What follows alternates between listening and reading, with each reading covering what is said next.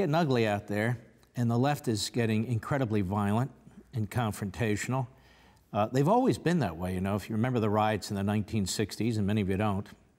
You know, little things like burning down buildings and taking over administration buildings at colleges and stuff like that. You remember Antifa last year, over the summer actually, last summer, the things they were doing, and most of the media kept their mouths shut for a period of time and then eventually said, hey, you know what, they're pretty violent.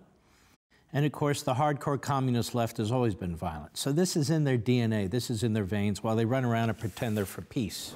They're not going to be able to stop at a gas station. They're not going to be able to shop at a department store. The people are going to turn on them. They're going to protest. They're going to absolutely harass them until they decide that they're going to tell the president, no, I can't hang with you. This is wrong. This is unconscionable. We can't keep doing this to children. And indeed, we saw the White House press secretary Sarah Huckabee Sanders turned away from a restaurant in Lexington, Virginia yesterday because of her affiliation with the president. Let me ask you lastly here about policy. You're on House Financial Services. You keep track of what policy is being put. Notice this clown on the left?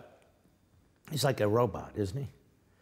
So she just says, we're going to harass these people where they eat, where they live, where they shop. They're not going to be able to go out, so many words and so forth, and so, right over his head. So Maxine Waters is basically calling for violence. That's what she's calling for, to interrupt the lives of individuals who are serving this president. She's a member of Congress. She's being denounced by some today. She should be expelled.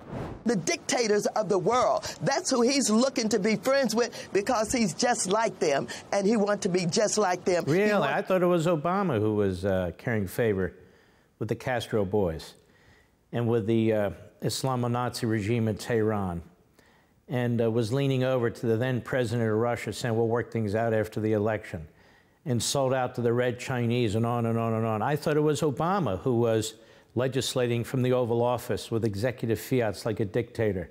For more, sign up for Levin TV.